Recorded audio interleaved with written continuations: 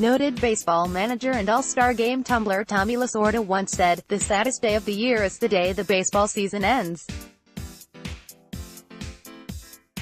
Well, personally I might amend that statement to, "The day after the Super Bowl. At least I have football to get me through to early February." I can in part share Lasorda's sentiment. Unfortunately, this was one of those years for the home ball club where by the end of September, the final game seemed merciful rather than sad. "I hate when seasons end like that. I want to be devastated at the end, unless popping bottles, as that is how I know I wanted the ride to continue." With the calendar now firmly into November and all its autumnal goodness, I'd like to take a moment and give my thoughts on the 2018 Twins, the postseason, and how analytics are kind of going the other way for me at the moment. The Twins somehow managed to both extremely disappoint and somewhat surprise me, sardonically, over the recent 162. On one hand, a team that made the wildcard playoff game in 2017, albeit in a weak American League, was never anything more than ultra-fringe contenders for a berth in 18. The last 2 months of the season were a total wash. Miguel Sano, Byron Buxton, and Ervin Santana were basically non-contributors, whether on the field or off of it. Jorge Polanco's suspension reduced him to a second-half player only. Eddie Rosario looked pretty super, indeed, until he got hurt and all the air left that balloon, and Max Kepler looked to be primed for a career season after April and then just was around for the rest of the way. The only two pitchers that could be counted on for consistent quality performances were Jose Barrios, Lance Lynn. Considering all the failures listed in the above paragraph, one can imagine the season looking like the total system failure that was 2016. This was not exactly the case.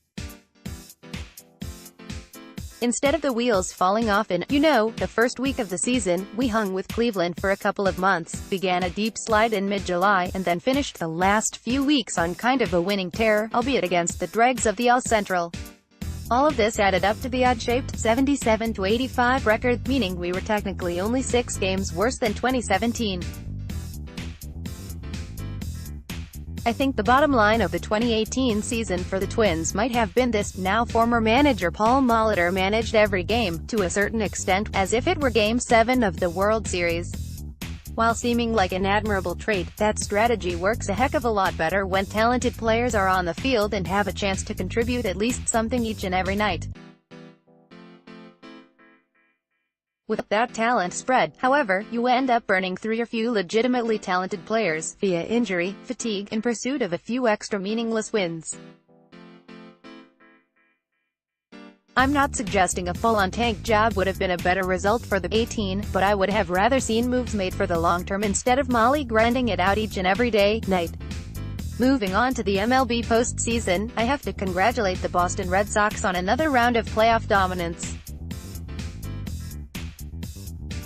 I know, the above clip is from 2004, but Joe Buck's Red Sox fans have longed to hear it. It is one of my favorite calls ever. Still gives me goosebumps when they make the postseason. They don't mess around, taking home the big trophy in 04, 07, 13, and now 18. Since 1969, only 12 teams with that year's best record went on to win the World Series, which amounts to about 1 in every 4 teams over that span. To be honest, I thought the number would be even less. This is now the 3rd time a Bo Sox team has accomplished the feat, and this playoff bracket was easily the most difficult for them. They first knocked off the 100-win rival Yankees, losing just 1 game. Then, they smothered the 103-win defending champion Astros, again only dropping a single tilt.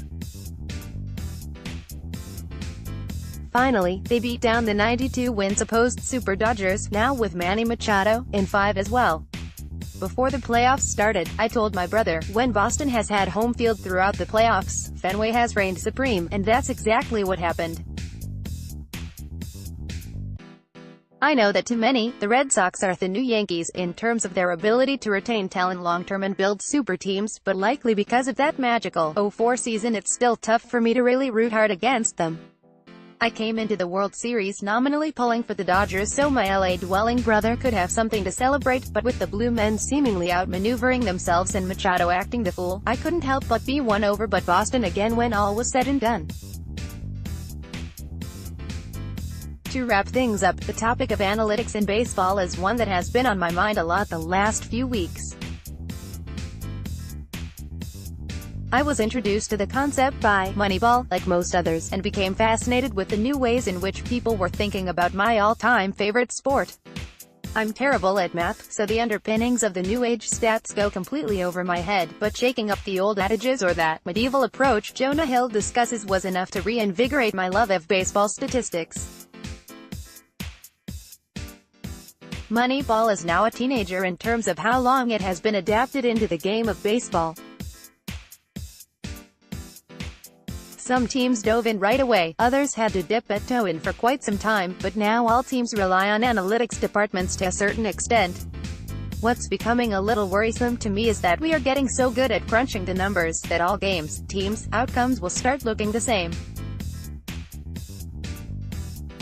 If every GM and manager is basing their organizational and in-game philosophy strictly on something like, say, win probability, at what point do we just simulate the games?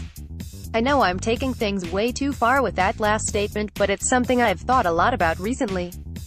Baseball has, for example, basically expelled the stolen base because the numbers tell us it is a high-risk, low-reward play.